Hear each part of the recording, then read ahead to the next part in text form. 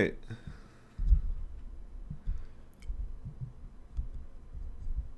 Just getting situated here.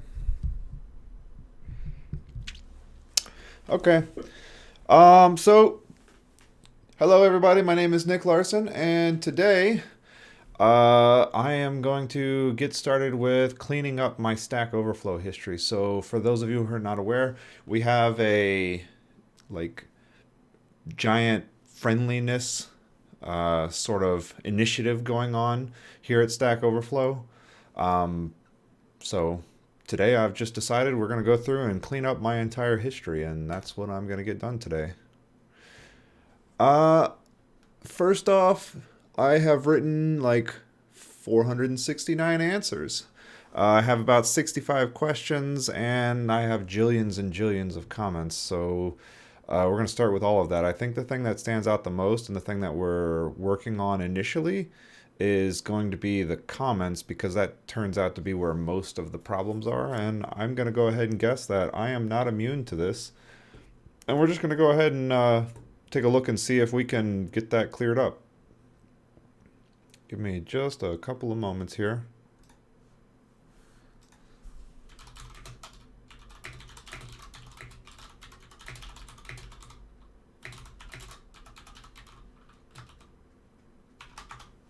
All right.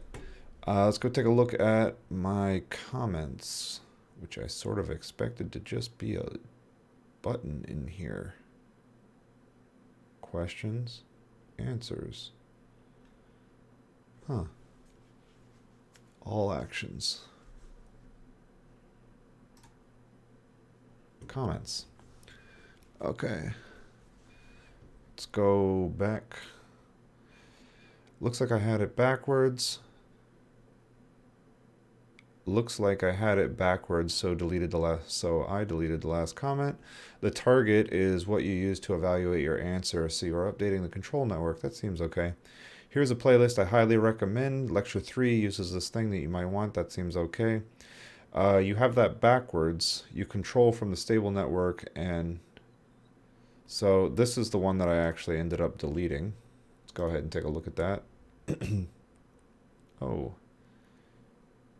Target network. All right. Which comment did I delete?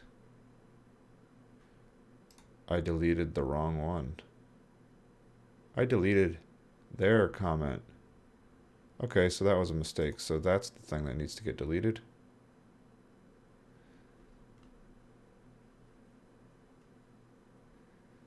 All right.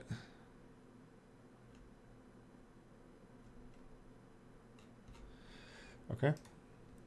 Next one is going to be, you can certainly create an additional project file that includes A1 and B1 separately. That seems okay. It looks more like Alexander isn't showing up in the reprex version, but is in the GG save version. I'm going off the line links when I say that, not to solve your problem, of course.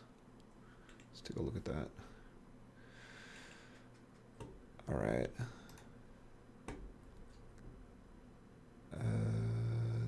It looks to me like Alexander. The problem is not the bottom bars. Okay. Reprex. Got it. It looks to me more like Alexander is just part of the name here, isn't showing up in the reprex version. Okay, this seems fine.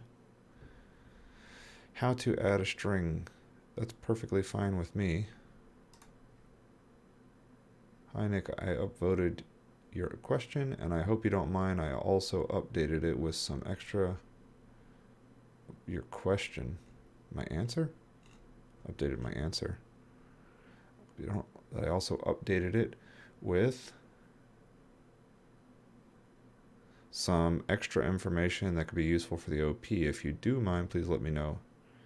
No, that's perfectly fine with me. I could probably just get rid of both of these because they don't actually help with anything. So I'm going to go ahead and do that.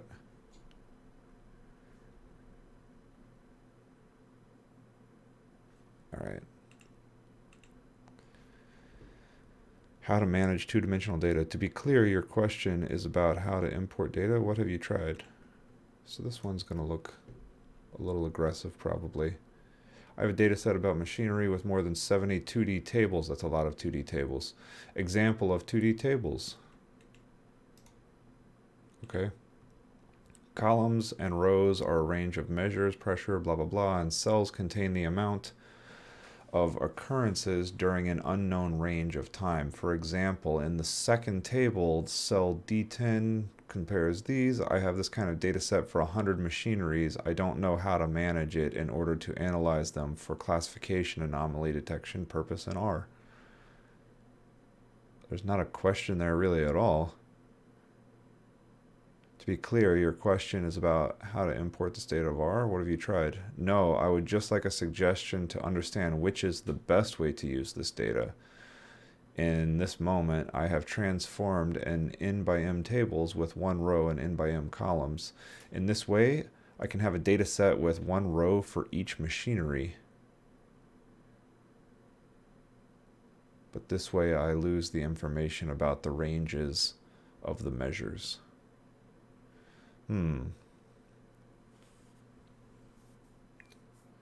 You merge all the tables into one, take a look at rbind, and add one column for machine ID or name. Then you can perform any standard classification algorithm. I can't because I have different dimensions. All right, so this question is not really that great, and I'm not entirely sure that these comments actually clean this stuff up. So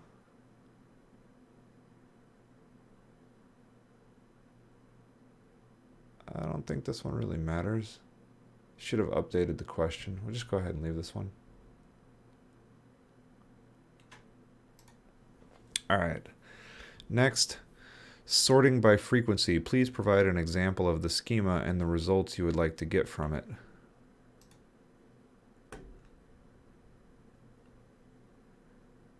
Which happened. And what we don't need is this, because they did end up actually doing this and then getting an answer. I really, really dislike these how to ask a complete, and I know it's like built into the system to actually do this, but it is so aggressive.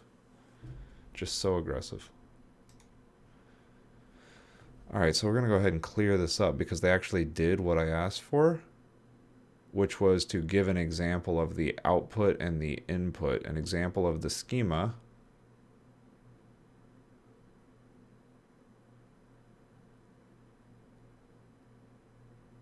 and the results you would like to get from it. A simple example. Create my table, insert a bunch of data. Yeah, see, like this one should not even have closed. All right, I'm gonna get rid of all of these now that we actually have an example. I want to extend an apology to you. You came to Stack Overflow and maybe get some help, and believe me, there are members of the community here that do want to help. I want to ask you to please bear with us as our general misbehavior as a community and acting unwelcoming towards your question. Please do not be discouraged. Well, I can't undo all these votes, but I did upvote it. So that is really nice, though. I really like that this person did this. But we are going to still clean this up because they finally took care of it. And I think that's a good question overall. All right. Sorting by frequency. Make localhost. Wait. How fast? How fast can a comparison-based binary search tree construction algorithm take? To construct a tree of n elements will take at least O(n) because you have to insert each element.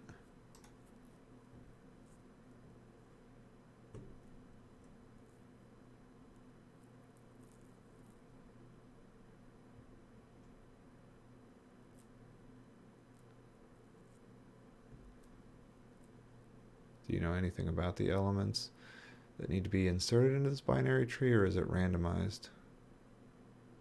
Wow, these were answered years apart. That's awful. What was I thinking? Oh, I see. I downvoted it and had to do that. Okay, so clear it up.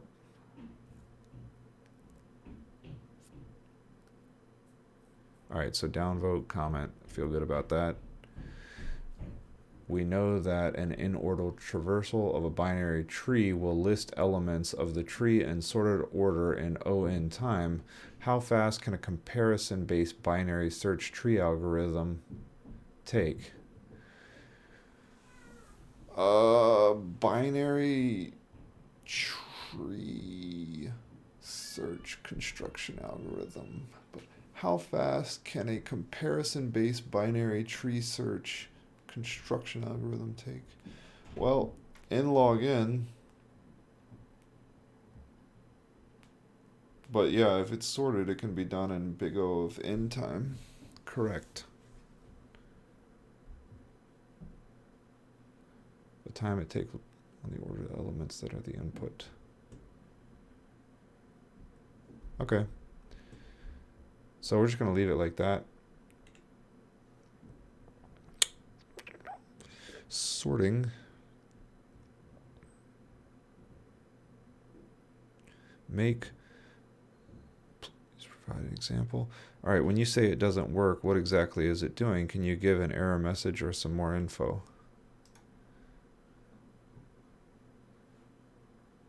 All right. Make a localhost port accessible over the internet in Node.js. I'm asking this question specific to Node.js, but it maybe applies to other web development frameworks as well. I have Node.js local IP request to access this app works fine from the same machine and also within the local network of my router, but when I do port forwarding of my router to port 3000 and try to access the app via public IP 3000, it doesn't work. That's not exactly how NATs work, but it could. The local host and the local IP 3000 to access this app works fine from the same machine and also within the local network of my router.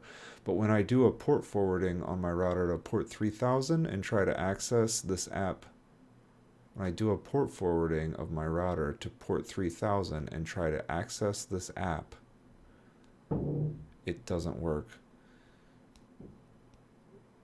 Yeah, that's a good question. 3000 from the outside needs to point to that machine at 3000.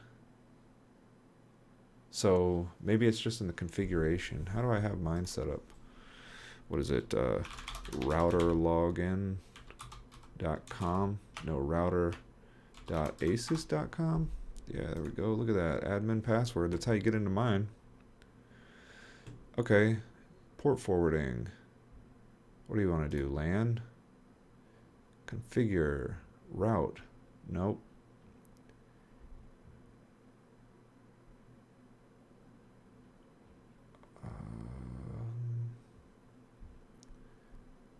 Route. Network host IP. Enable static routes. This function, it is useful if you want to connect several routers behind this to share the same internet connection. I don't know how to do port forwarding. It's got to be in LAN, right? VPN, firewall.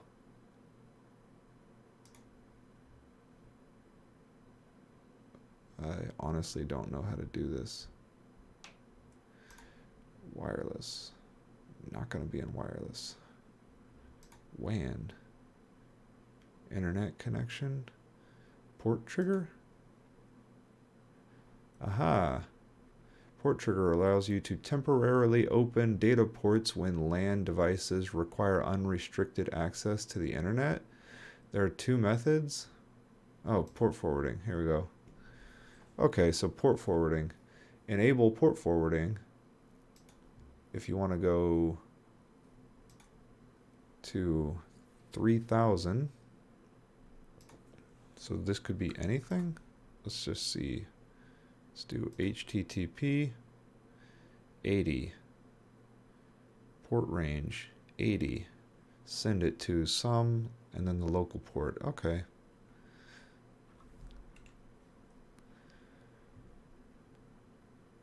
The EC2 example works. This is not for production purposes, but for the purposes of learning.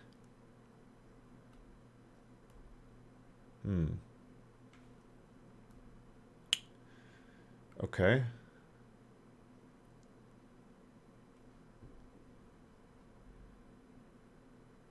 Super interesting. You say it doesn't work. Exactly what is it doing? Can you tell us what error it gives? Thank you, Neil.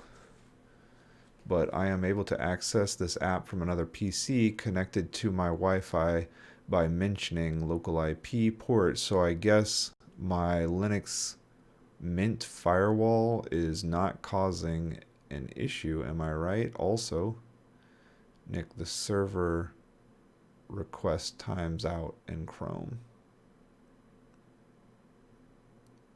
Okay. Well, overall, I don't think that the comments are unwelcoming there. Accessing and using a cached var for link, you can cast it back to the type shown in your error message and use it exactly as you want.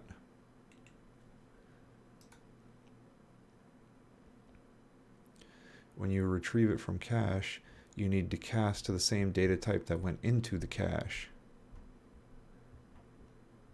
Okay.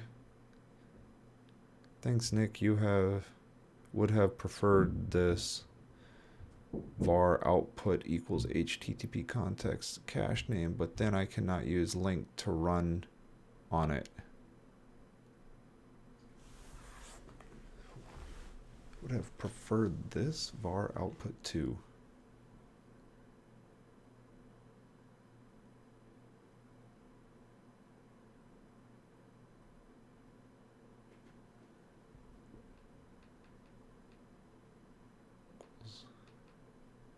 My goal would be to run.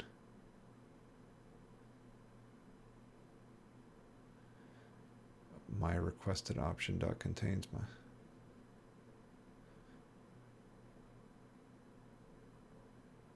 Unable to cast object of type.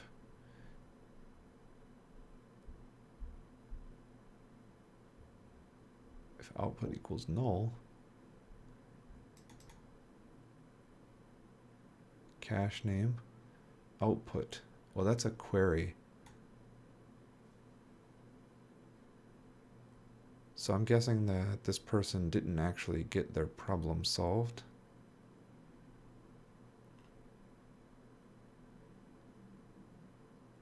Oh, that's crazy. Can you even cache a query? It's a good question. I don't really know the answer to that.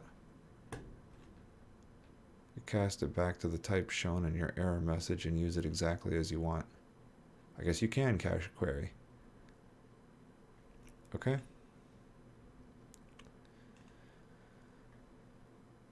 All right. If this SQL server, you can use unpivot clause to make this easy, but in any case, you probably don't want values as column names. Oh.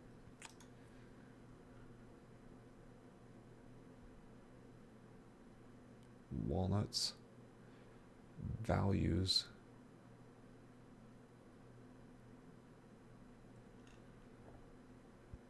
Change your table structure. If you're not going to change, then so this is right around the area.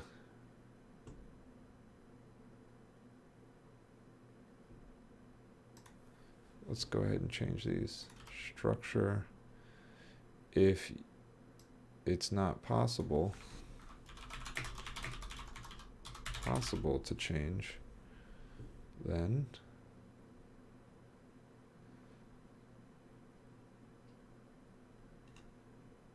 save. Friendliness. Friendliness. Okay.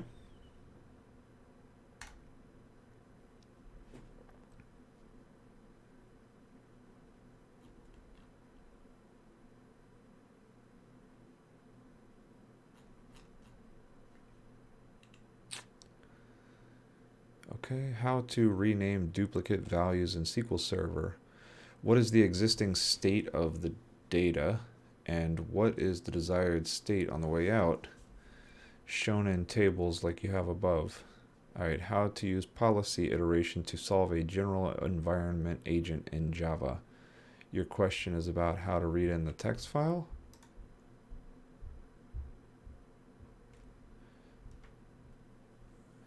It's fine to leave the states as strings, and each unique string represents a single state. You can store them as dictionary of string to float. I think in Java this would be done as a map. How to use policy iteration? Right.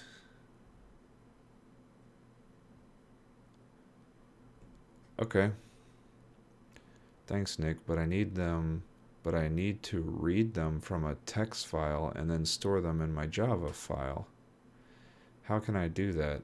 Because the string is represented the source and destination, and if double type means the probability, not 100% sure I understand here. Click will show my data image. This is another thing that I really wish we could get rid of, which is not putting in data like this, but making it copy pastable. This is something I should do on stream one day, is like taking an image like this, and this is effectively code, and just converting it to text with like an OCR to see if we can get to the point where people aren't just copying pictures of their code into questions. So it makes it really hard to help somebody when you want to reproduce something. Okay. Let's go ahead and just say that probably didn't help them.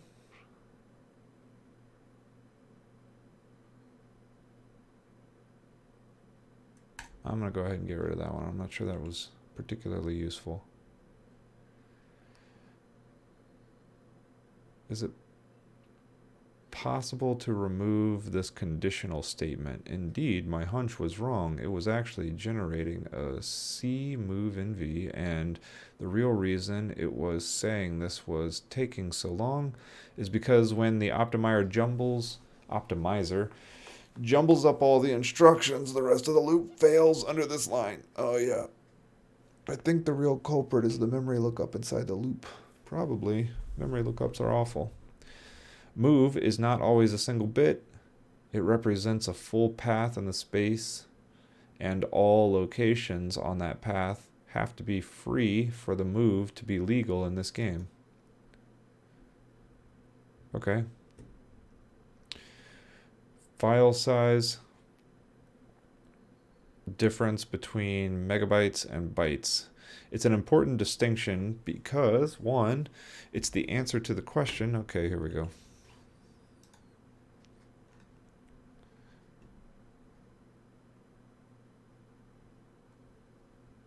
From a technical standpoint, all right. I'm trying to understand the following issue. I am reading the file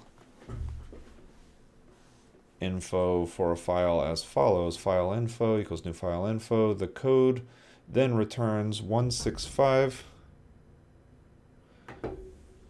some bytes for my file when I do a file.length. When I convert the bytes to megabytes, I get 15.8. Okay? Can someone explain the difference between the size in bytes as opposed to the megabytes to me, please? 1 MB byte is that. much like but not equal to 1 million bytes. Really? Equals 15.8. Okay, that's not useful.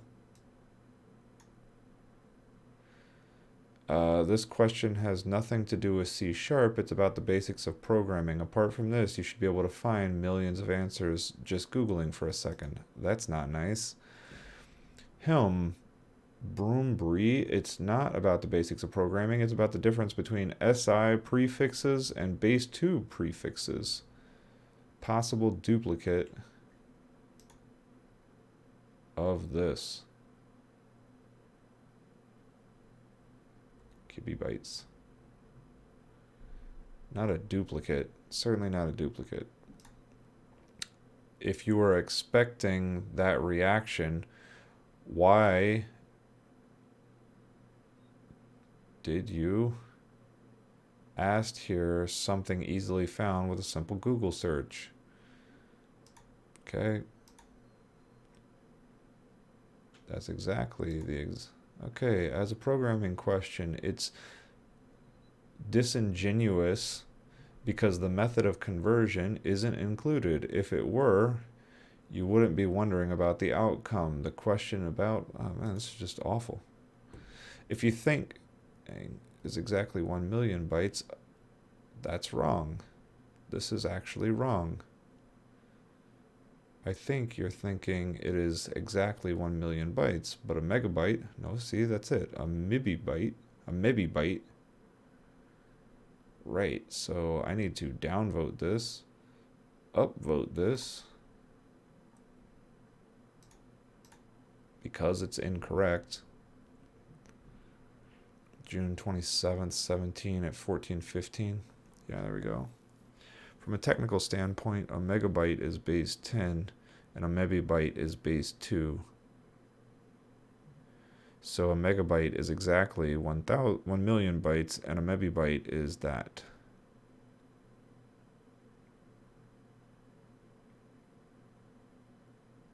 Okay. Although technically correct, this adds to the confusion. Most systems I know of use MB as if it were that. Even Windows Explorer does. Not sure if this system actually prints out or whatever.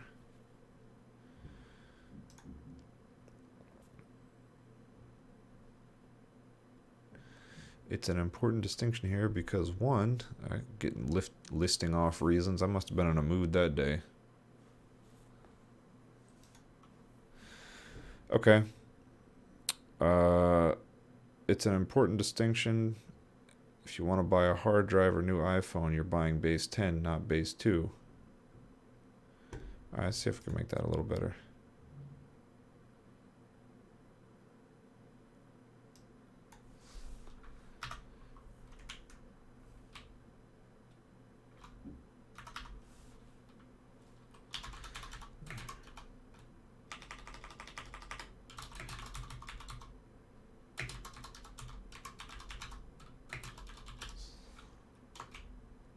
Like buying a hard drive or a new iPhone, you're buying in base 10, not base 2. Right.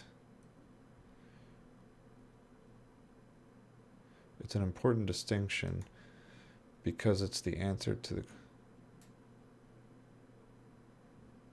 I know it's confusing.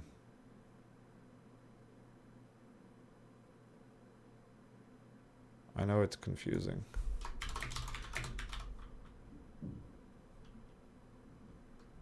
I know it's confusing. However, it comes up in so many places.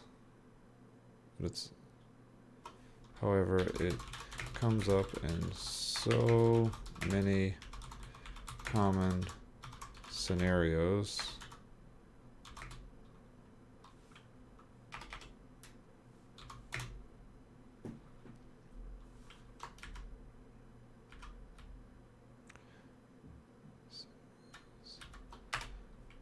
Like buying a new hard drive.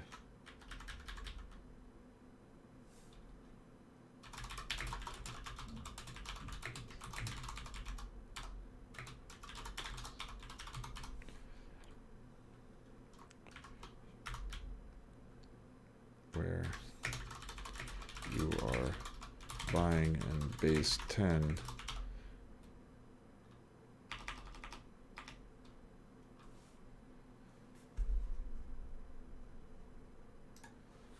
Okay. Okay.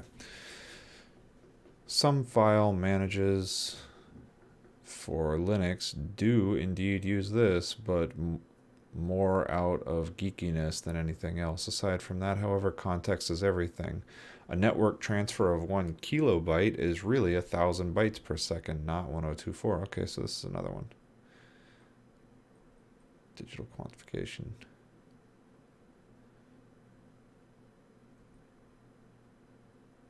Okay, feel pretty solid about fixing this up. Okay, can someone break this complex map function down for me? This is probably me, honestly. Nope, someone else did it. Okay. The output needs to have as many rows as there are columns in the input, so the first map iterates over the number of columns in the input.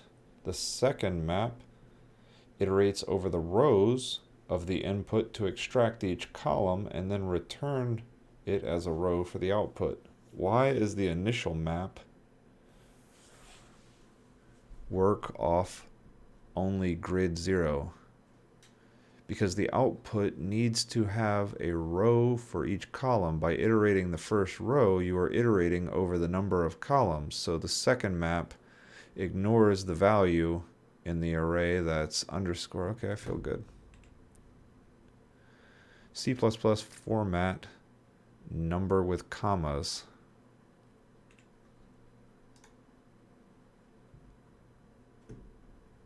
I think I probably just want to update this.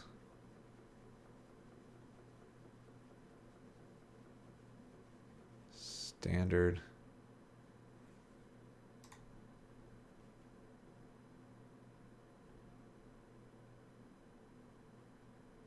I mean, this is one of those things where it's like I should probably just update it.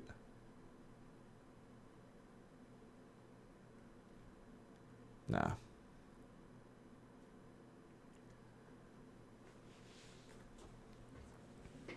Okay. Let's refresh this. TF-IDF, should I do normalization of document links? That's a great question. Generally, you want to do whatever gives you the best cross-validated results. Always the right answer.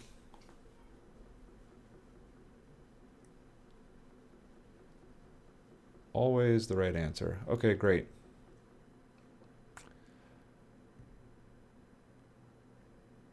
Thanks for the comment. And I have a question.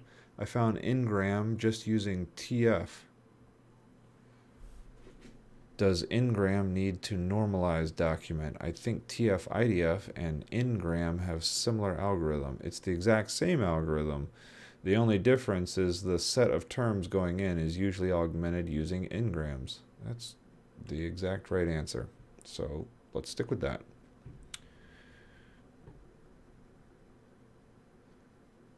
Object reference not set to an instance of an object. Google geofencing ABI.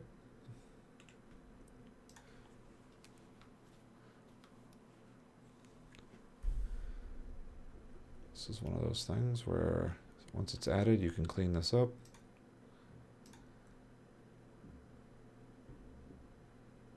The geometry property is inside the results. Marked as duplicate of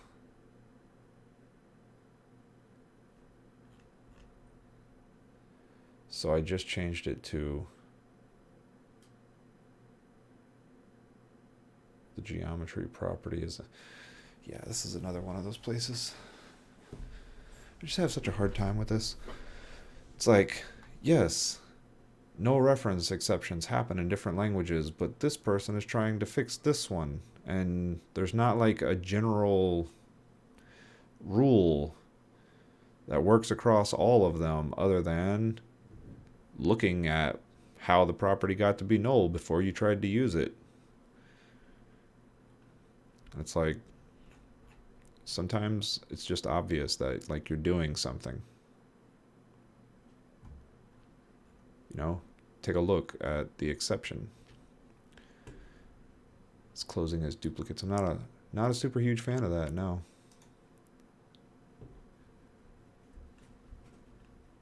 I mean, this isn't the answer to all of them. Well, maybe it is the answer to all of them. Look at that. Goodness. Ways to avoid explicitly checking for null. Goodness. Somebody went completely bananas. Or has this just been updated like 1,000 times? I'm not sure that like this is a useful page. I guess it's more useful than this one, so hard to argue with that. Okay. Multiple delete and CSV rows by dates. That's because the header row isn't a date, it's a header. Let's take a look. A more typical way to do it, this is R, no, CSV. Okay. A more typical way to do it would be to look over all the lines, extract the relevant parts, convert them to actual dates, and compare them to your start and end dates with regular inequalities. Okay. This does not account for the header line, but you can easily handle that separately. Where is the date variable came from and line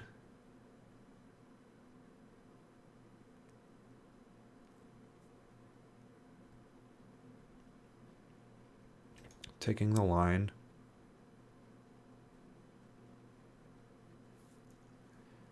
and then okay, so now we have line which goes to line.date and line.line.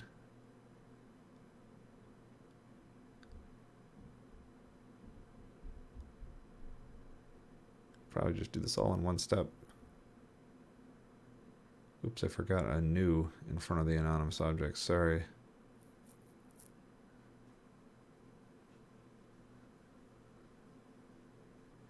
Error code. Please edit. I really don't have an idea.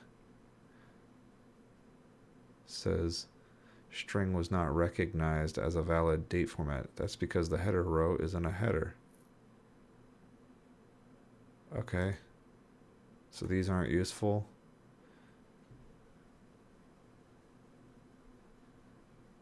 And you just have to skip that header. Okay. Multiple comparisons in a single SQL query. Can you explain in English how the tables should be compared? It's difficult to tell from the example data here.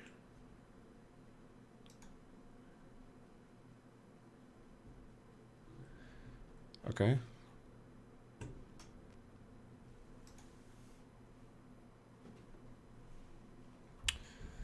Let's see.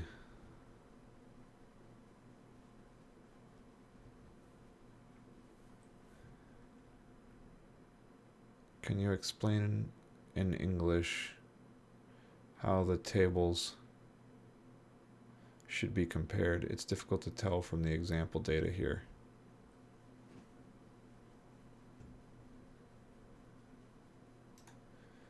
Can you explain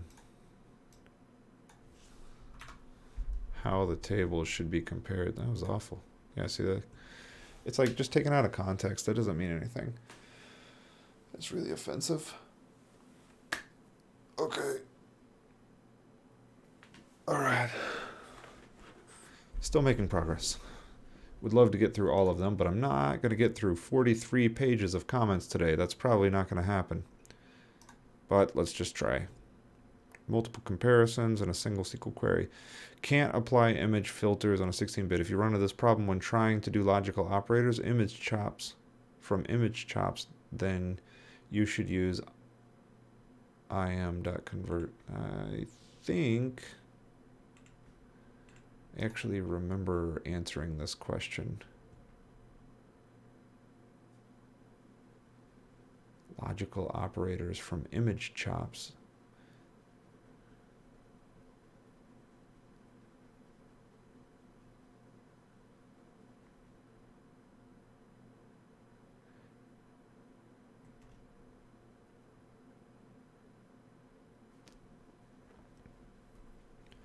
Image has the wrong mode. Man, the kinds of questions you answer when you like take classes and answer the questions as you go is sort of funny. It's like I was doing probably computer vision at this point, and like was just looking around for questions tagged with, image processing and Python at the time. And it's like I have no idea what the difference between these two things is, but I'm certain at that time I just knew it off the top of my head. As crazy as that is. Or maybe I came to this question and tried to use the answer and then ended up finding a better way to go about it. I don't know. Who knows? Then you should use, in case it's not obvious, note that L and I are modes. That L and I modes are both 8-bit modes. And so the code shown here will reduce the depth of your image from 16-bit to 8-bit. Okay. Page 2. In Queens breaking Google OR tools. Oh man, yeah, I had a real problem with this.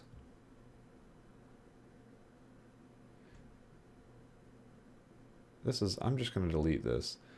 I was about to submit an answer here.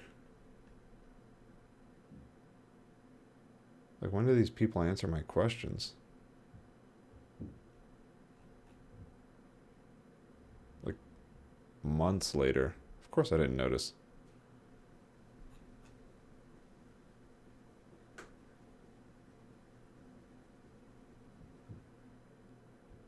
But you're competing in a contest, so I'm not going to help you. Yeah, get the hell out of here.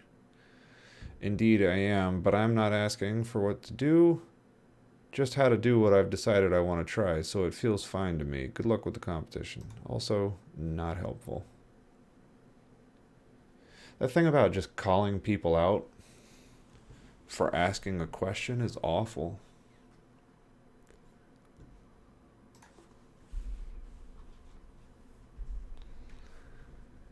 Okay.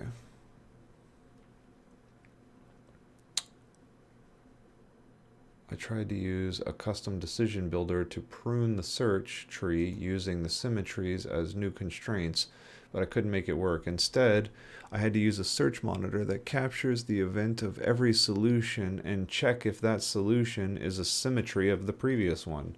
Here, I add the code of search monitor and capture the solution, overriding the accept solution function and the gen symmetries function to calculate and check all possible symmetries. Later, you just have to add the monitor to the solver like this. And finally, just printing out all of the unique solutions. You can see the full working example in the gist. Gist? Gist? Okay.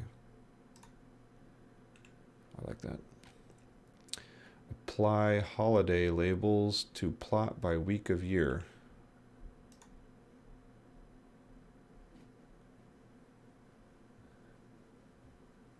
Yep, that's not useful.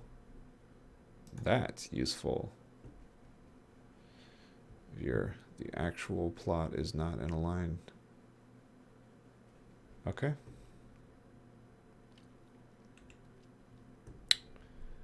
It's a good start. It's a much better way to do this. If you add an answer, I'll be happy to accept it. And then they did. So I did. Okay, great. Or data table outer join. Fuzzy join is perfect for what I'm trying to do.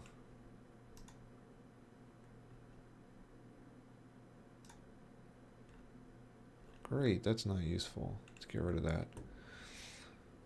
That's a much better way to do this.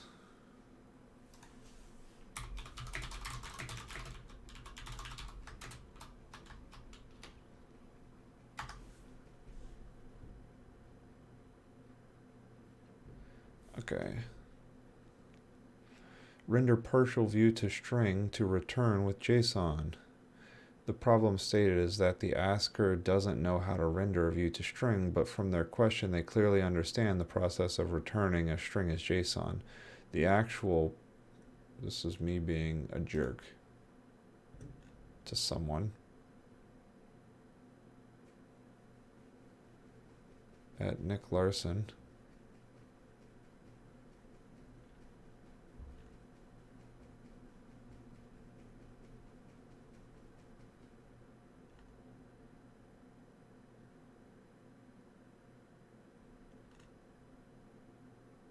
Please look again at the question and answer you marked as duplicate. The question asks for a way to return a view as JSON, like from an endpoint, while the other asks for razor rendering. Similar, yes, but definitely not the same use case.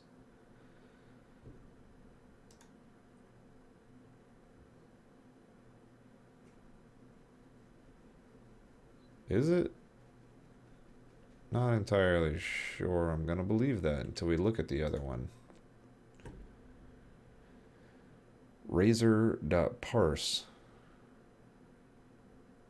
And here's how to render a razor view to a string. Razor.parse. Oh, that's really kind of slick, actually. Template, data.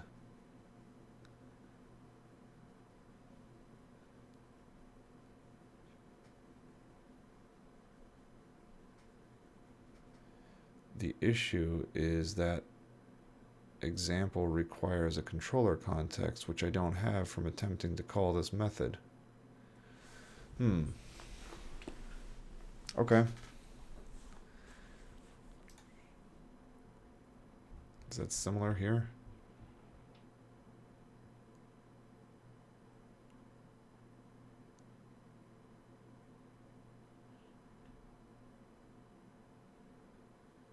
Just to get it like this.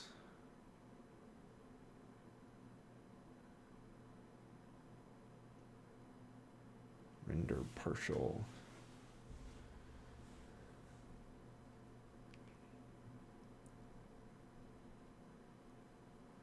Now I want to get this from my JavaScript in JSON form.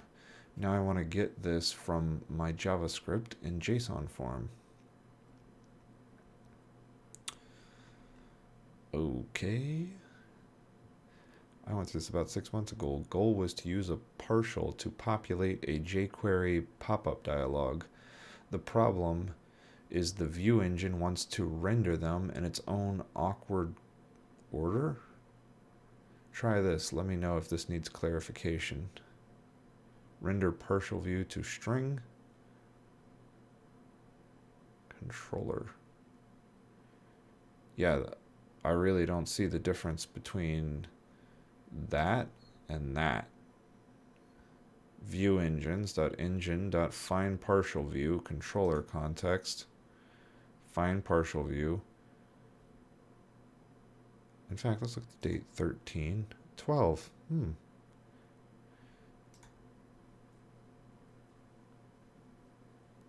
The question asks for a way to return the view as JSON. Similar, yes, but definitely not the same use case. View result, view context. View result, get string builder. String writer.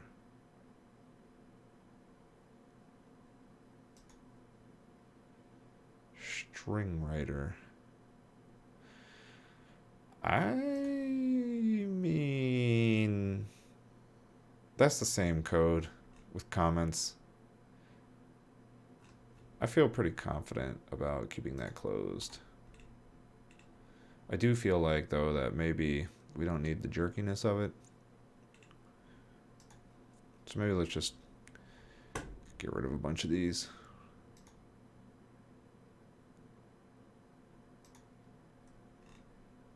Okay.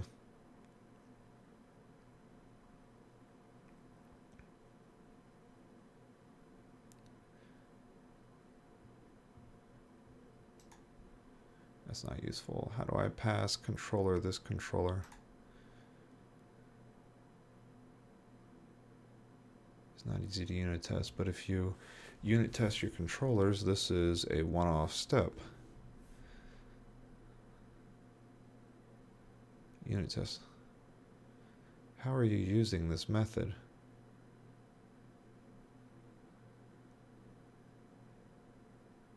Thanks a lot, man. Okay. That's cleaned up. Let's refresh this page.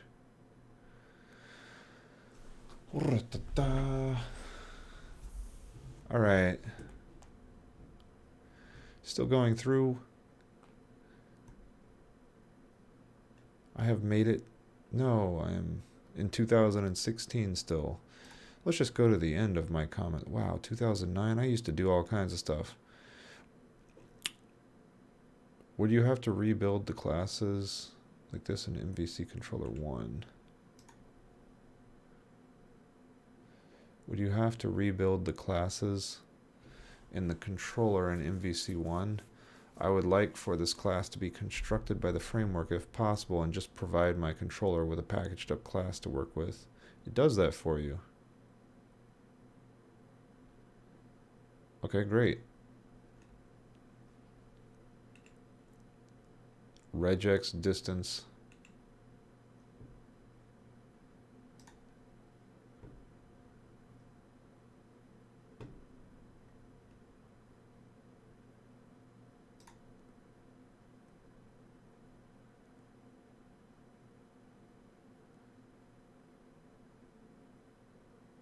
I've tried to produce the simplest regex that matches the general pattern of his examples, integer values of centimeters, kilometers, millimeters.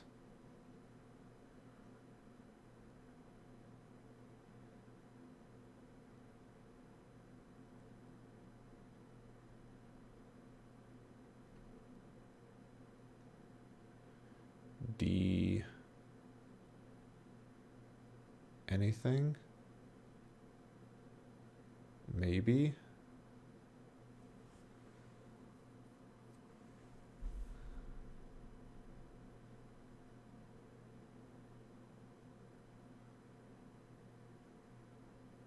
First thought.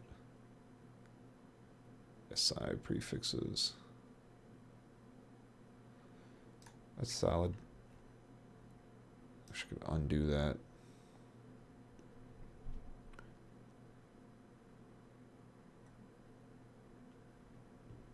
Zero. 1 to 9. Any number.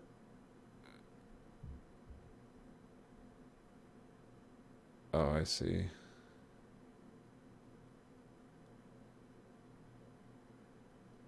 DA.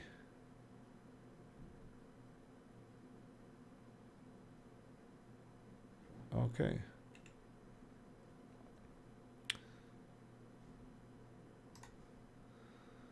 $42.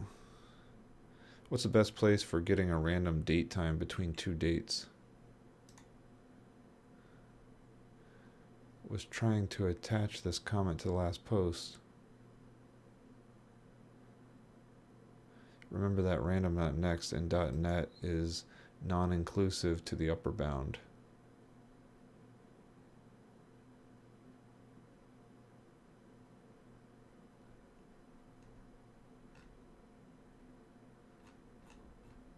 Man, that's some old stuff right here. How to store output from command to a path. All right, what is the command you're running? Is it built Is it a built-in operating system command or program you wrote? Generally, when built-in operating system command line program needs input, you just execute the program without any arguments. Get a usage message that may help you figure out how to use it. Drop-down menu. On IE hover over the link pop-up itself on the display. It is happening intermittently for me. I agree with your point of separation of concerns. I was just investigating as many options as I could think of to give you the magic sort expression. I don't think number 3 removes dynamic sort instead of relying. This is already something I'm going to change.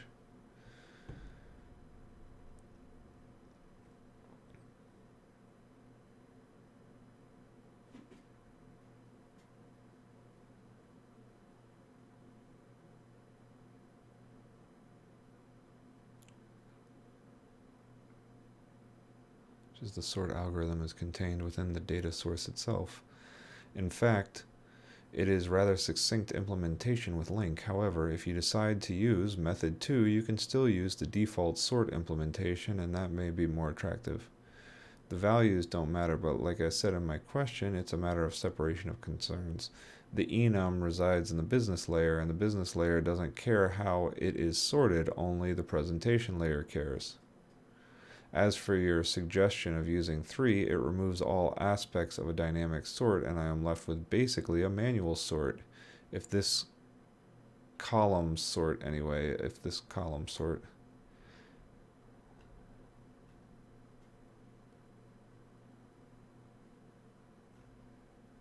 I'm probably just going to delete this whole thing.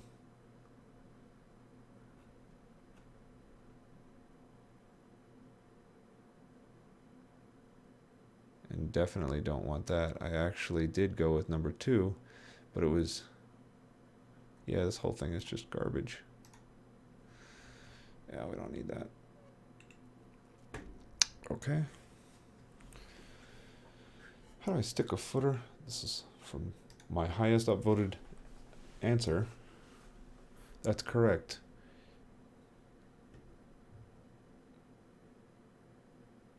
Try setting the footer to position absolute and bottom 0.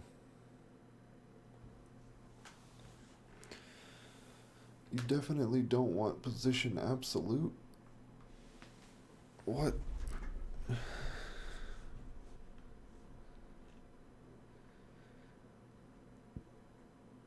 I'm having a classic problem of positioning a footer on the bottom of the browser. I've tried methods including, but to no good result. My footer always keeps appearing in the middle of the browser window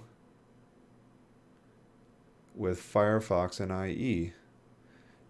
In the HTML, I got this simple structure. ID footer. Where am I going wrong? Form. You definitely want fixed. Because what you're doing is not the classic sticky footer that sticks to the bottom of the page, and that if the page is 100% visible to the bottom of the window. That's correct. Even if the page is longer than the fold, this footer will start to cover some of the content and remain visible at all times with this method.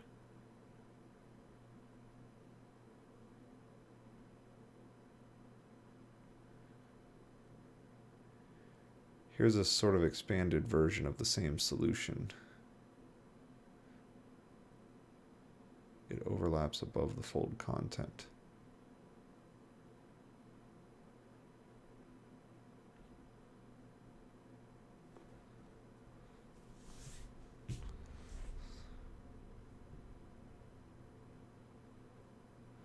February 11th, 16.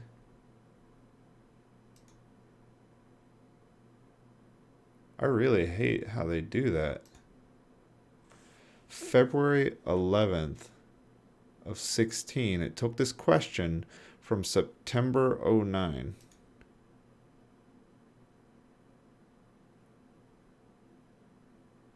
Okay, this one is older.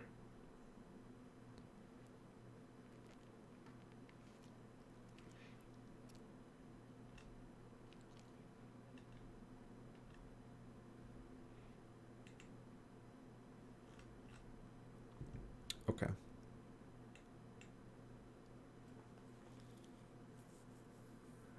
Let's see here.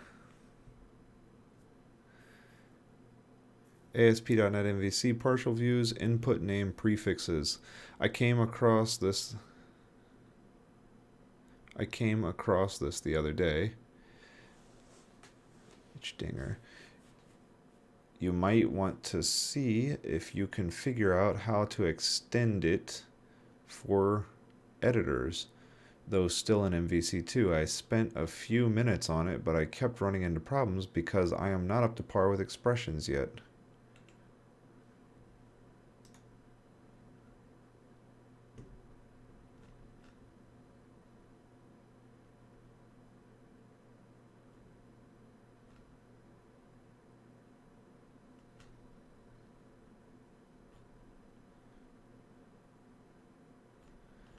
Input name prefixes. Yes. It looks like it. The problems are that lists do not work, while nested view models are usually in list, and it's v2, which I'm not quite ready to use in production, but it's still good to know something like that will be when it comes, so +1.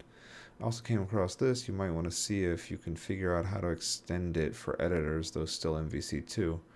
I spent a few minutes on it, but kept running into problems because I'm not up to par with expressions yet. Maybe you can do better than I did.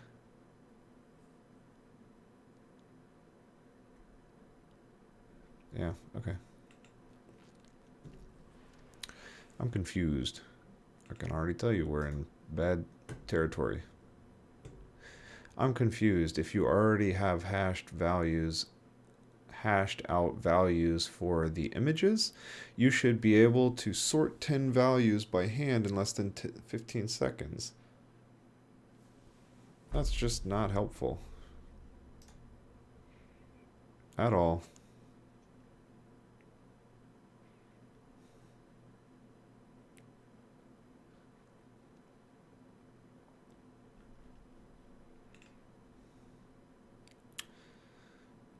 Sorting. Code reuse via namespaces. This is a good response, but it should have noted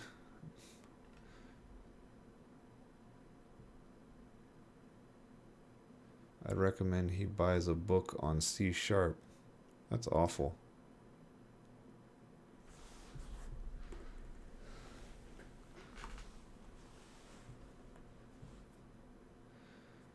This is a good response, but it should have noted that you should be a bit more careful with how you name things for your class than custom library.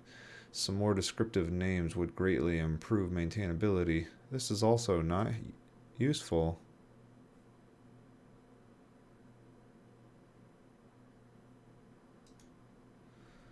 Custom lib is an example name.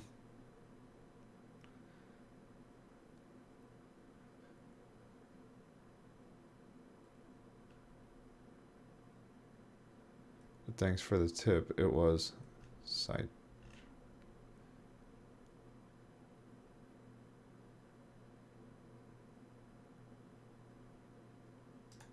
Yeah, it was. Okay, we're just going to clear all these up. Everything's better.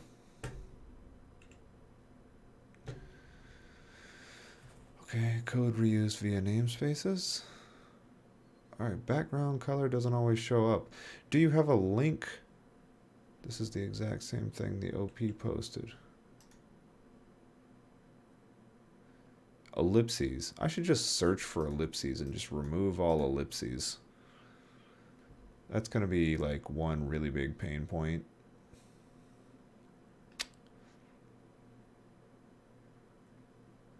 This is the exact same thing the OP posted.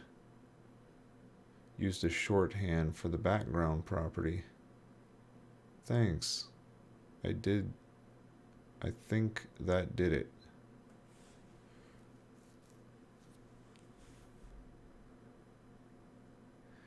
If you're using CSS, used as shorthand,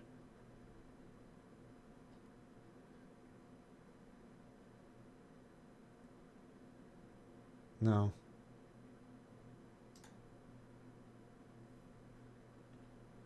Let's go ahead and remove all this garbage. Color 000. Background.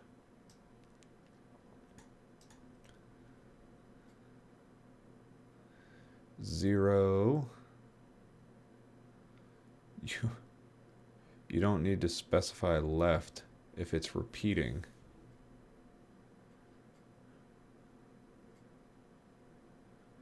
Interesting. Yeah, none of these are good.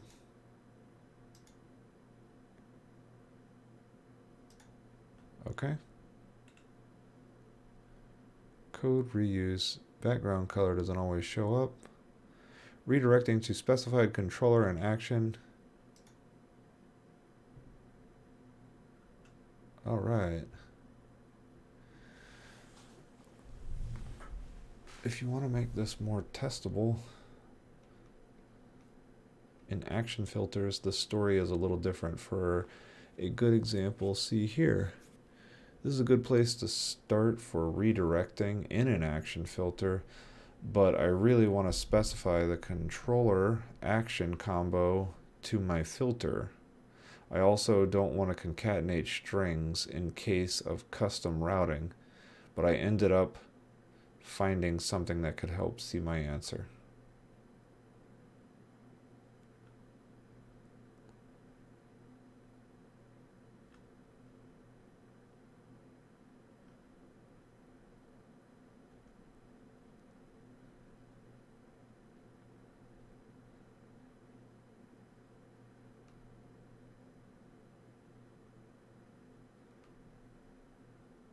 Alright, that's not useful.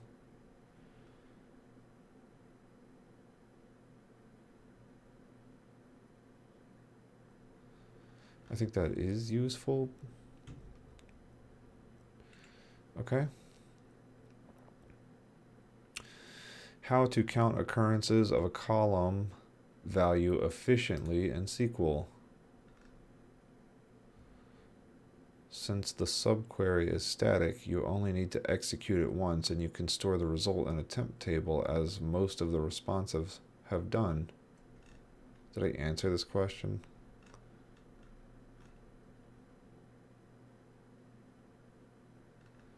There's like, did I ask this question? Since the subquery, a temp table is much different and less efficient. Yeah, it's not useful.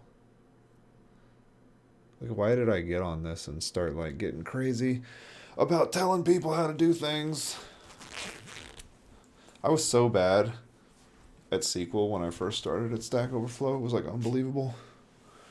For somebody who like went to school and learned and specialized or whatever in databases, didn't know what the hell I was doing.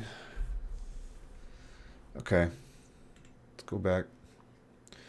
How to count occurrences. What is the error? Can you post a stack trace? Let's see if they did, and then we can remove this. Stack trace. See, now I get to remove this.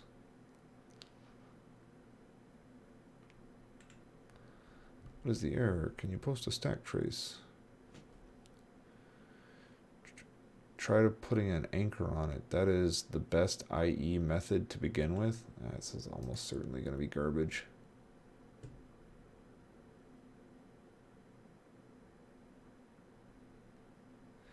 Thanks. Is the best tag to put that CSS in a span? No, the best tag is one that actually a background or replacement for.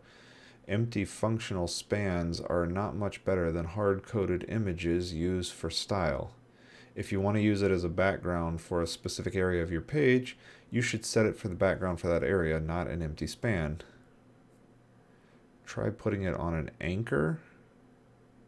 I'm trying to make a little 16 by 16 images source changeable in the CSS file. So I need to put the CSS on something to make it display. I tried using a span, however the width height is ignored. I am still stuck. I'd put it on a div personally.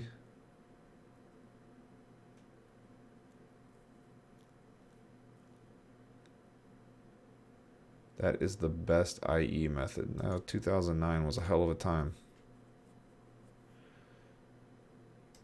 Try putting it on an anchor.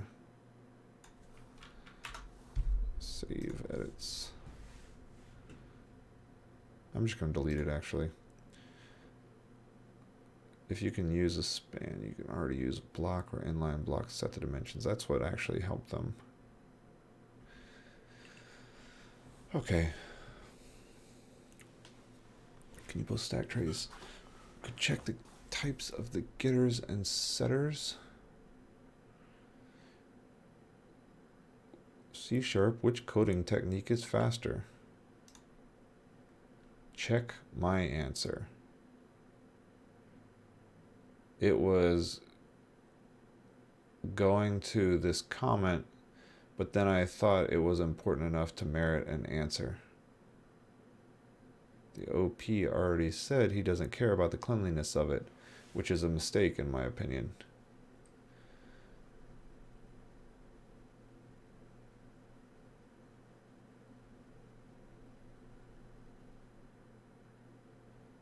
I clearly stated in the question that I know try catch should not be used as a logical step, but I wanted to know IL wise which is faster irrespective of the cleanliness.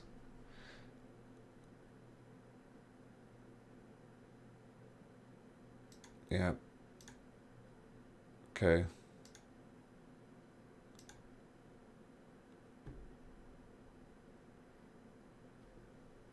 Clean up. Neo got crazy, started defending some answers. Okay.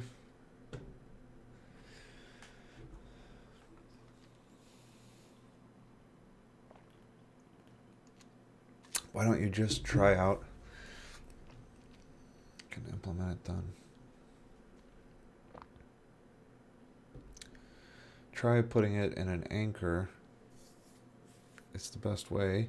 Do you know about JavaScript? Do you know enough about JavaScript to write a function which determines if the mouse has been hovering over an element for at least 500 milliseconds?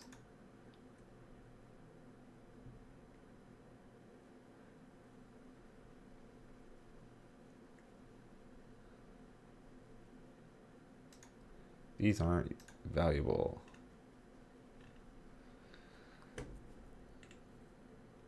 Okay. Proximity search with Google Maps. My ISP does not allow stored procedures. My internet service provider does not allow stored procedures. Am I? Maybe that's not internet service provider. Hello, whoever just showed up. If you're wondering, I am going through my Stack Overflow comments to clean up all of the things that I said that were either offensive or just, really poorly thought out, in the last like 10 years that I've been on here. If you want to follow along, you want to have a chat about anything, by all means, drop a line in the chat and, we can start having fun with it. In the meantime, going back over some of these things has been quite interesting. Some of my answers were just completely unfounded, and God, I've gotten so much better over the years, but yeah, just going back and cleaning things up.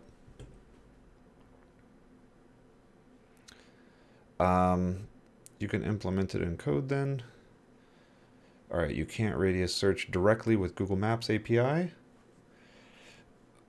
However, you should know or configure them out via geocoding their addresses, their latitude and longitude, points of interest you want to include in the search. After this, you can use a great circle equation to search for proximity, and it turns out to be very fast. We have implemented this in a stored procedure for the locator service at my excuse me, at the locator service at my work and use it to search through roughly 3,500 locations with a response time of less than zero point 0.1 seconds. Well, you can implement it in code then.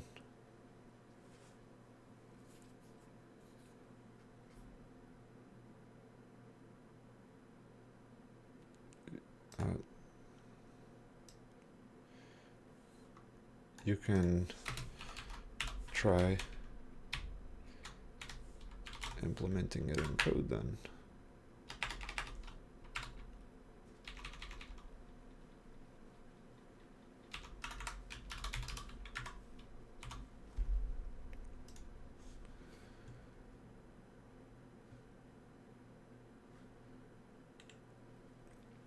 Okay.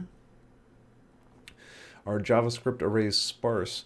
You don't want to just try it out and see if it crashes.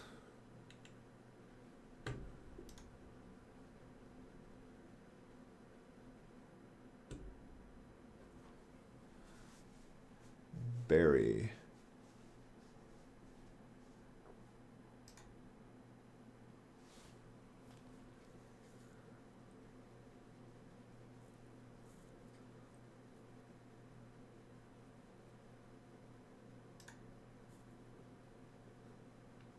Okay.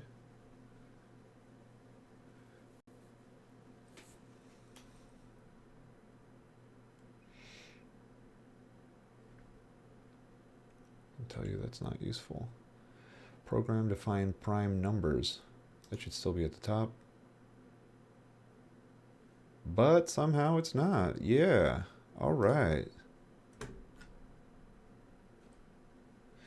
You could try to make this faster by keeping track of the primes and only trying to divide by those.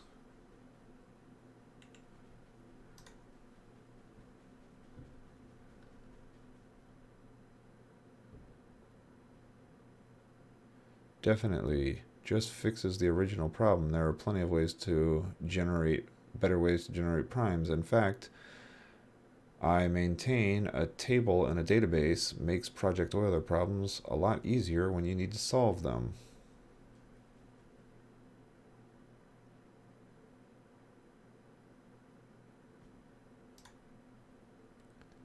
A complete solution with more efficient and...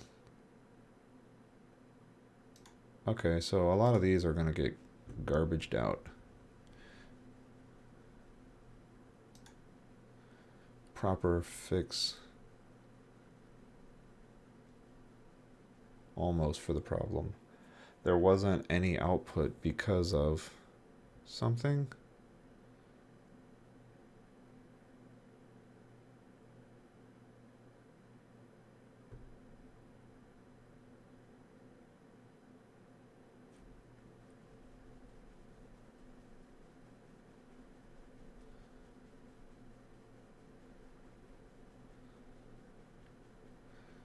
Okay. Program to find prime numbers.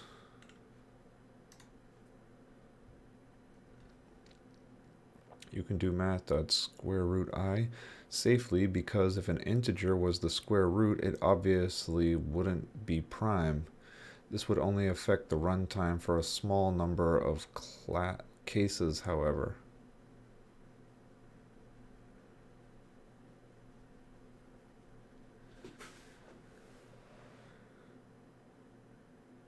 I should be less hasty, although 3 would be better for num than 2. That's garbage. Thanks, just spotted that myself. J should start from 1 if you wanted to increment by 2, otherwise you're checking 2 for...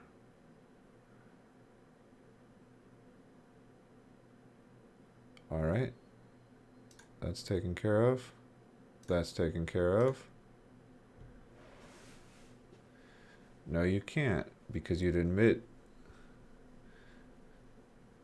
squares of primes as being prime numbers that way is the only value of j to detect the non-primality of I equals j plus j, because you'd admit squares less than or equal to eliminate. If only wanted to use a square,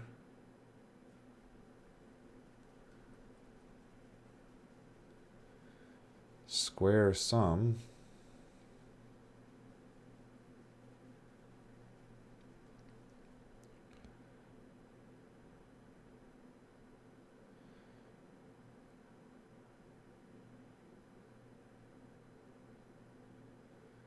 if one wanted to use square sum option, the correct and more efficient loop, only divide by odd numbers, but note the check up to and including the square root would be for int j equals 3, square sum equals 9, square sum less than or equal to I, square sum 4 plus j plus equals 2 minus 1.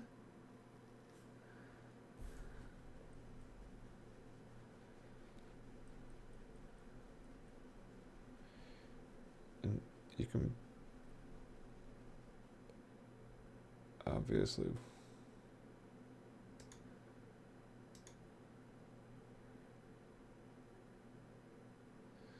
because if an integer was the square root,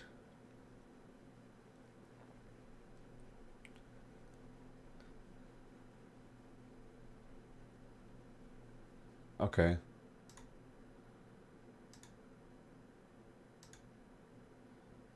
it should be math.square root. Note that it isn't guaranteed the divisor prime is trial division by code. Okay, I think that's going to clean it all up.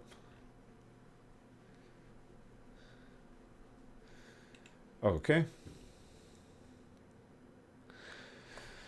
Why does selecting text in a command prompt hang the running application? It works this way because you wouldn't be able to select the items you want if it didn't on applications that scroll the window. So Jim is right. This is a feature, but it cannot be disabled.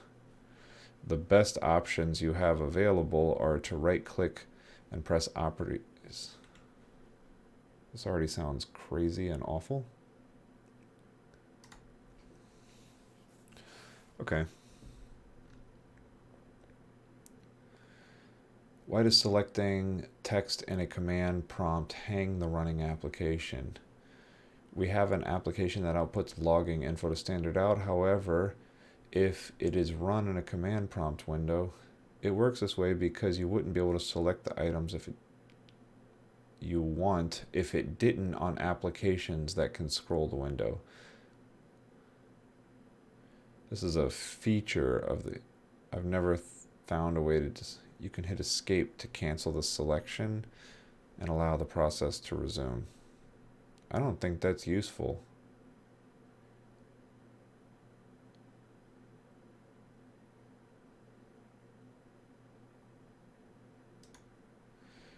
Because I don't actually know what I'm talking about.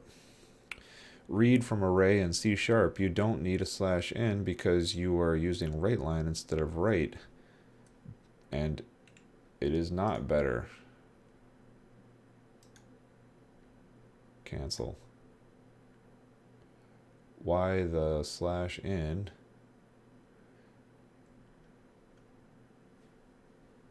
Console.WriteLine already adds the line break, so you don't need the /n to add a spacer line. That's weird. How is it not edited? Okay, let's just, crap all these out because I don't see a new line anywhere.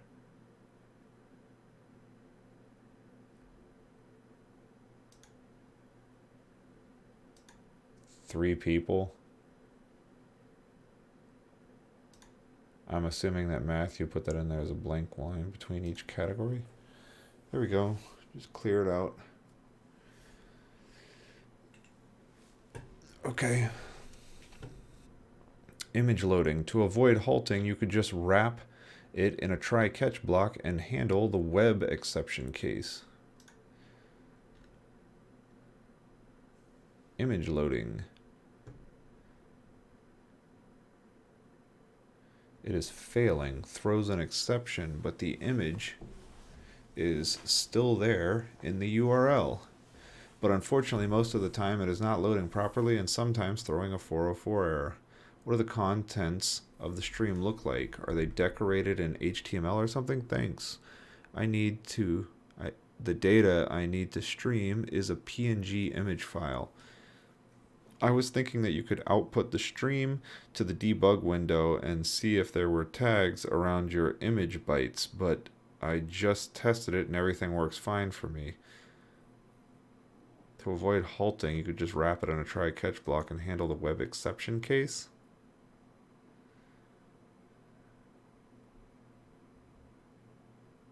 I think again, we're not really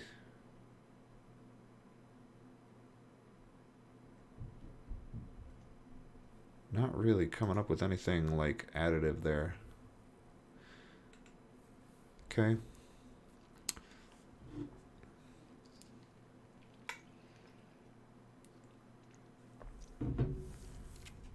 Image loading in C# from a web URL. Alright, this needs more definition, starting with the declaration of image with changes. Also, can you use an assignment to change the values of linked to SQL classes? I think you have to go property by property and make the changes. Not sure though.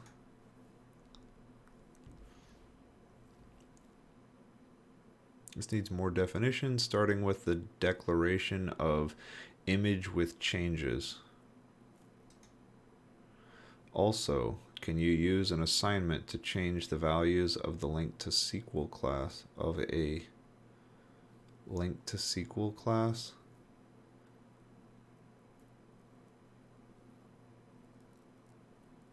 Update. Image with changes.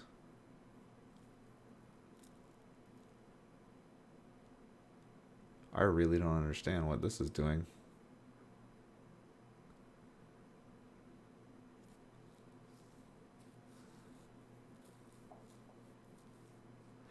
Oh. Yeah. Okay.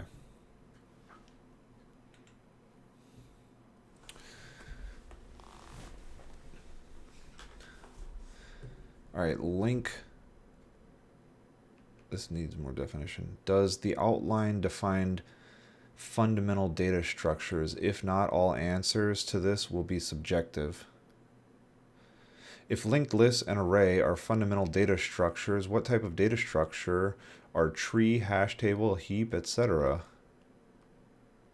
Does the outline define a fundamental data structure? If not,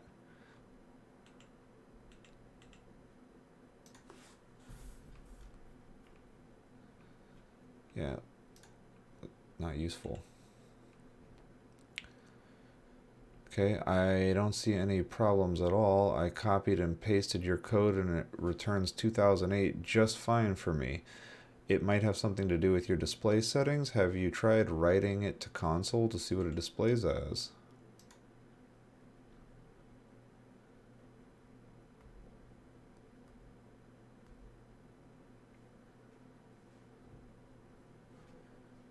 Oh, hi Henry. Can Henry hear me right now? 134, did I miss it? No, it's just a second ago. Hi, buddy.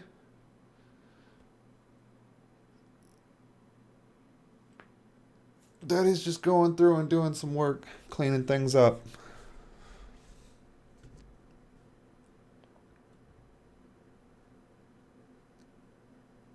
He's watching you. Awesome. I don't see any problems at all. Okay. Are you trying to delete in progress or are you popping up a confirmation? In the case of this, is probably going to be better. It will keep you on the same page when they cancel instead of, or if they have, you'll need, okay. So this is me saying something. First off, on click.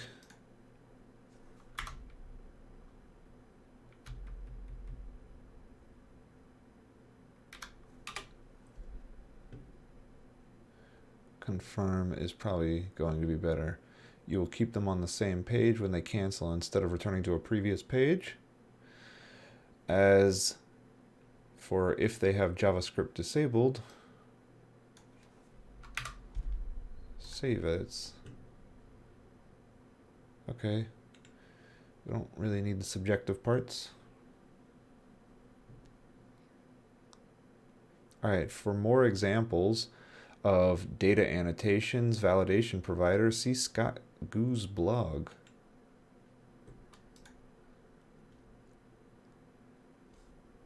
Wow, so long ago. We're just going to leave that one alone. Keep track of user progress without requiring login, ASP.NET MVC. This was basically exactly what I wanted without the overhead of writing a custom system. The scenario you described is comparable to an anonymous user when you use the built-in membership. You can try starting with that. Okay.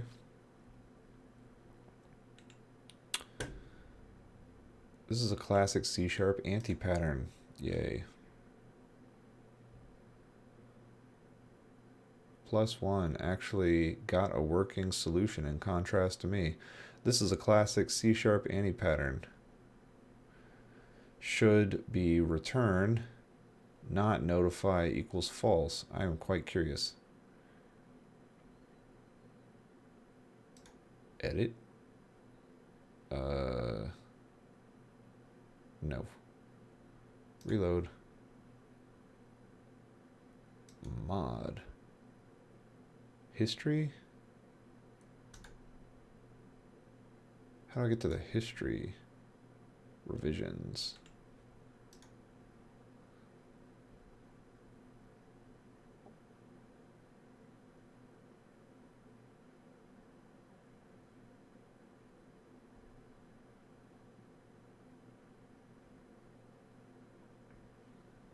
Okay. That's silly. It was fixed. Don't need that anymore. Okay. Change your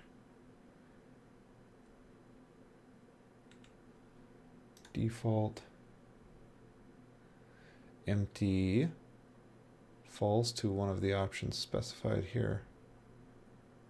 Dot default if empty false to one of the options specified here. Now, what if there's a chance that no record exists? Which of these three would be best in that situation? This is dumb. It's just me being like, hey, here's an answer.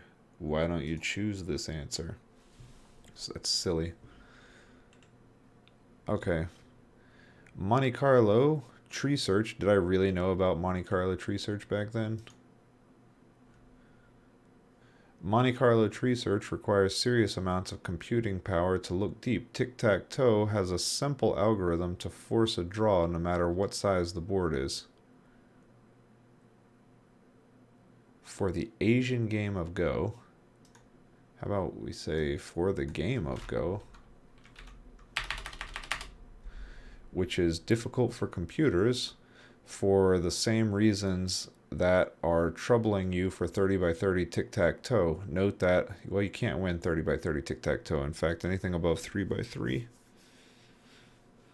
Note that I am not saying that 30 by 30 tic-tac-toe is as difficult as Go and that more direct techniques do not apply. The Monte Carlo tree search has given good results recently. Monte Carlo tree search, what does that have to do with anything? What algorithm would you use to solve a very large tic-tac-toe game? 3 by 3, 4 by 4, 30 by 30. The problem with Minimax is that you need some way to accurately judge your win percentage for a single position, assuming you can't look further than that point. What about Minimax? Without that, Minimax is not much better than random guessing until you're at a point where you can see the end of the game. That is false. Now this doesn't matter. Try applying the n queens problem to a partially filled board. Nope. Yeah, 30 by 30 tic-tac-toe was just an example that I gave. Yep. No ellipses. This doesn't matter. The reason for the caveat being in parentheses. I don't know any general AI game algorithm cooler, as the question suggests, than Monte Carlo, though, which is also, that actually turns out to be true. This person knew a lot more than me back then. So don't need that. I agree. You answered the cool question sufficiently. I originally did not see that in my question. Monte Carlo simulations are pretty cool? No. Sorry. Okay. I agree regarding a tie. Poster that you need 3 in a row to win on a 30 by 30 board. You cannot stop the first person from winning on anything above a 3 by 3.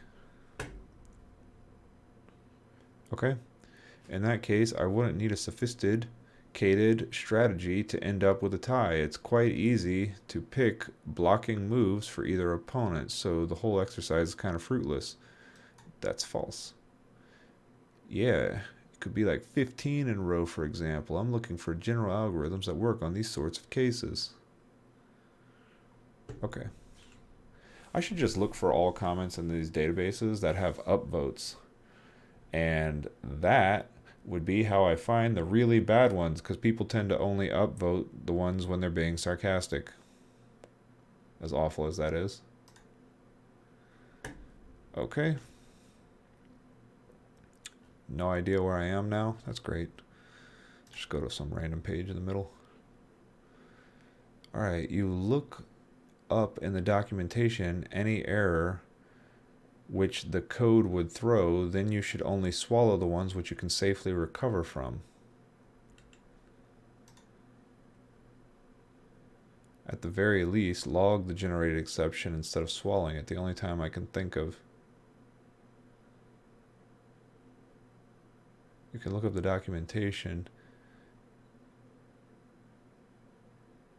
So log the exception instead of swallowing it. The only time I think of not doing this is when an API is expected to throw a new exception. In this case, the API is a bad person. That is so outdated. Okay.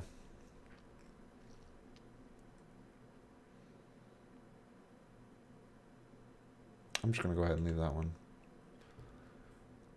Why? But the question is tagged C++.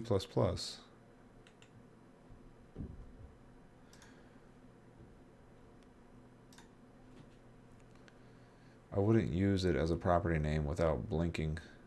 I would use it as a property. It's not good practice, and personally I wouldn't do it. It compiles because C# class not equal class, although class and all variations of class should be considered reserved words. I would use it as a property without blinking an eye, however. No. That's not. Also, not helpful. However, I'm having a hard time thinking of a good alternative for the person asking the question. What would everyone suggest? That's like conversation. Actually, I don't think any of this is actually helpful.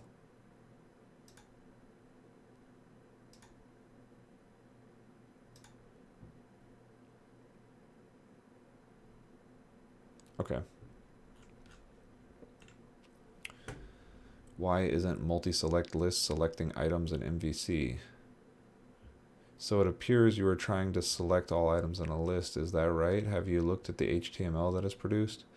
So if I am reading this correctly, your question is, how do I pass data from a page to a master page? You mentioned controller. Does this mean you are using ASP.NET MVC? This is one of those things where it's like it probably got tagged well later on. No, I have a controller, but it's not MVC. I have some layers and controller, but I don't use MVC. Okay.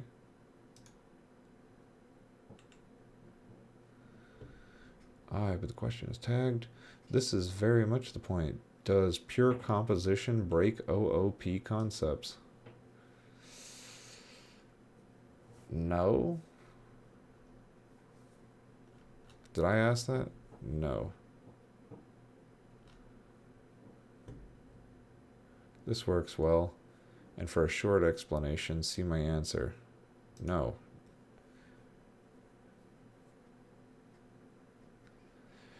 This is very much to the point.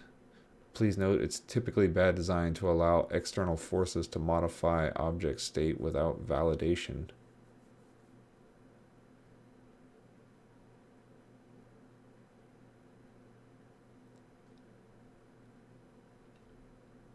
The operation is happening on the room, not the house. If you can return an immutable reference to the room through the house, which can then be operated on, you are not breaking OOP.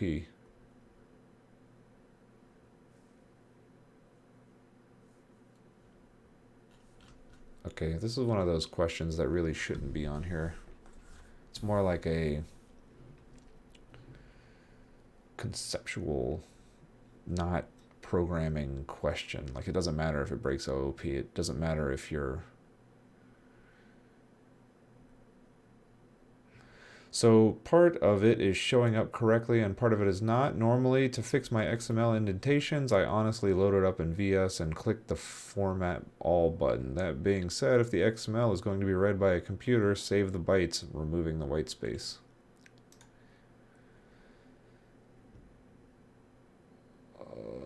Nick Larson, the XML will get created automatically by an event at our build server, so it is not optimal to be opening it up.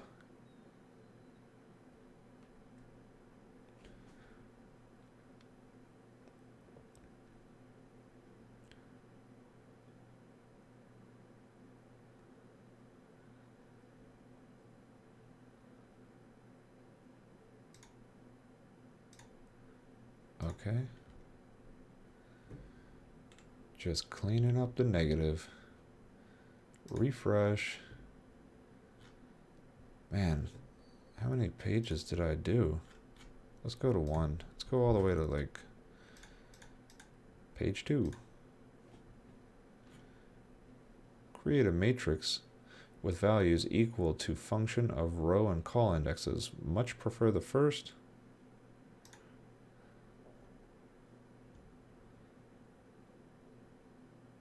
Couldn't get it out of my head. I was trying to do a cross join. Sometimes terminology gets in the way. The cross join approach in R would be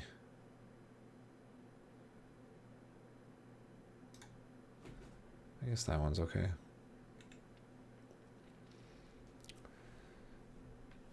How to rotate an image, canvas pixel manipulation. If performance is your I'd expect that the built-in functionality, save, translate, rotate, restore, is actually the fastest you'll get because the implementation of the built-in functions is not limited to JavaScript and could possibly take advantage of hardware functionality. There are, of course, some simple hacks you could do to improve perf regardless. For example, only allow in possible rotation angles and then just paste the same rotated image to all of its various places. If you have 10,000 different images, you'll have to try other things.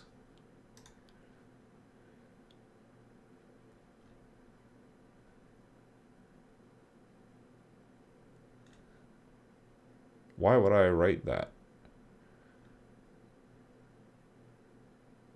I do like that I made this though. It's kind of fun. Here you can see the effect.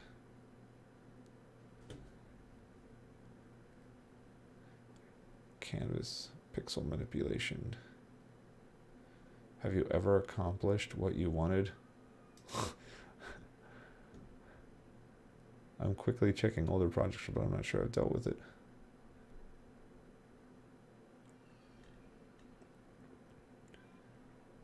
problem is that you are trying to map a single pixel to a single pixel. When you rotate an image, each pixel in the original can influence any of the surrounding pixels in the new image. You are effectively mapping the top left corner of each pixel's location to a new image, but you need to map the center of each pixel to its location in the new image and then check the overlap of this with the rotated pixels and the surrounding pixels in the new image. I'd expect the prime. Okay. Okay. On click. I agree, but it's not always trivial to move it there. Much better to just put the script at the bottom before any closing body. The script is running immediately when rendered in the head. At this point, the DOM element reference does not exist yet. You can fix this by delaying the code to run until the DOM has fully loaded, or move all of your script references to the bottom of your HTML.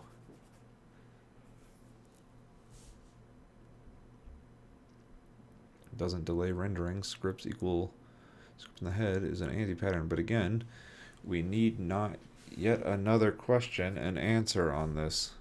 There has been a valid original to close as dupe. I agree, but it's not always trivial to move it there.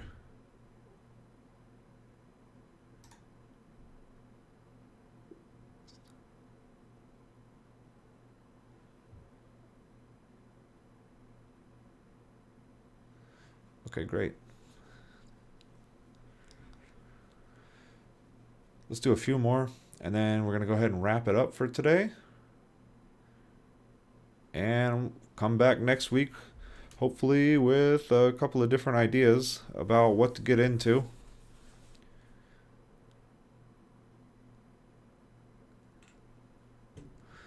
All right.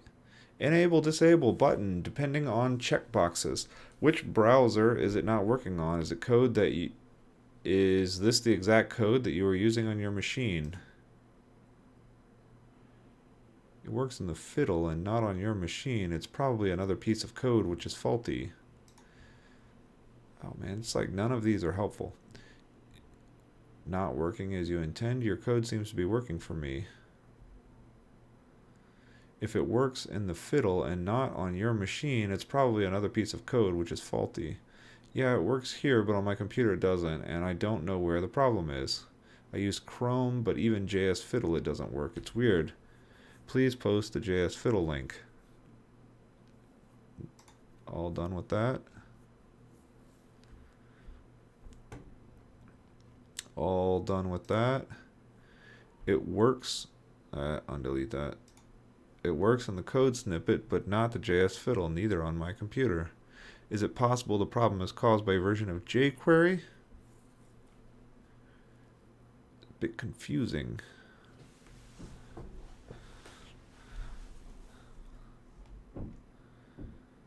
Okay.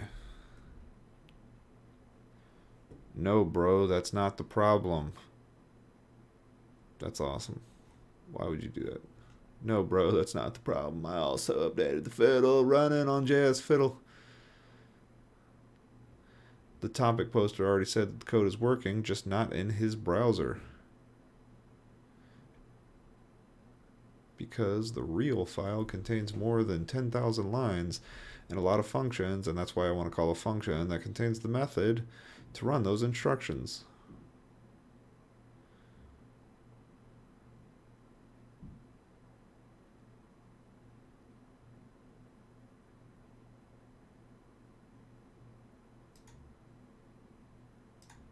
Okay, those aren't good. Those aren't nice. My query needs what kind of index? Since the reads, just like a homework problem, an explanation would be beneficial. There I go, acting like a jerk.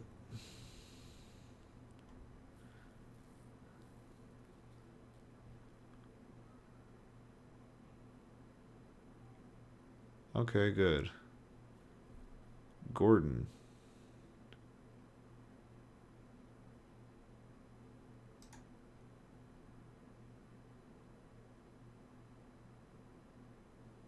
Also, your query isn't the same as mine. Okay. R, eliminate multiple lookups in a dictionary. I don't think so. What I'm trying to accomplish is to repeatedly flatten out all the chains and just have a single. So all the keys in the chain should end up pointing directly to the end of the chain.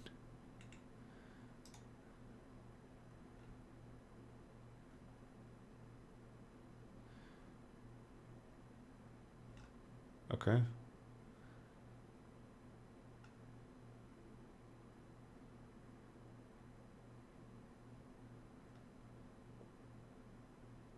I see. You may be looking for one of the iGraph linking packages. Without a solution, I realized you had a typo in your example. You wrote AD twice in your dict key, which meant...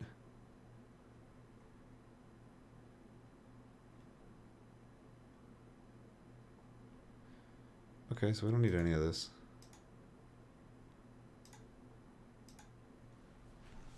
Alright. My query needs what kind of index? Since this reads just like a homework problem, why not post an answer? Did he? Scott Craner posted an answer. Not sure if it was actually. Thank you for my vagueness.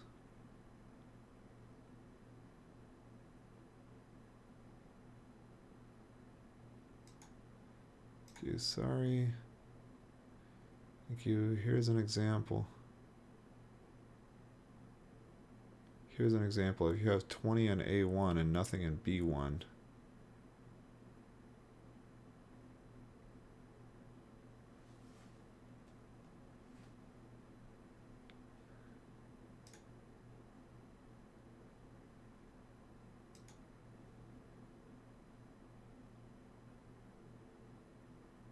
sum. Okay.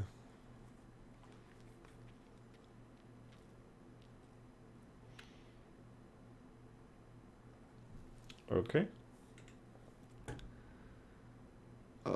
Since read stock trainer, what's the result you were getting and the result you were expecting? Here is my R version. Need raw data for histograms. And this isn't really a histogram anyway. Both of these are garbage once there is an accepted answer. What's the result you are getting and what's the result you were expecting? Bring up the console and look at the error that's being generated when an image fails to load. And that detail to your question, and it will be a lot easier to solve. You have bad HTML somewhere.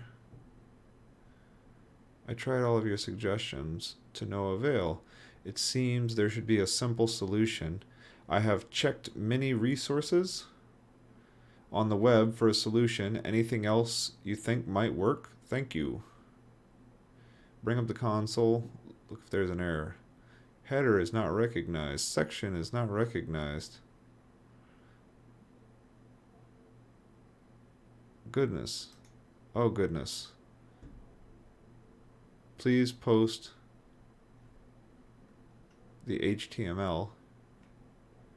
There you go.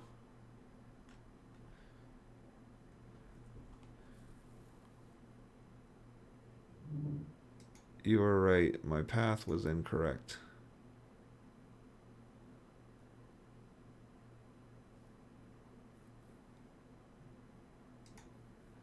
Okay.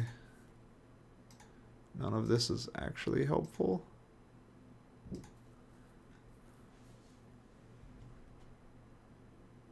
The path is correct. I'm confused that you were able to make the code work. Make sure the image path is correct. I tested your code and it works as expected. Try to get the exact path to the image and make sure. Edit. give you one of these. One of these. It was the underscore in front of images that was the problem.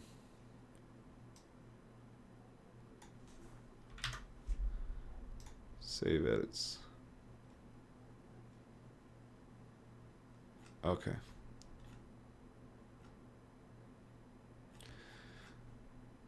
Got a no upvote for that one. Okay. All right. Well, it's 2 o'clock, and that's gonna be about it for today. Thanks, my wife and my son for watching, and whoever this last person is. And I hope y'all have a good weekend, and we'll see you next week.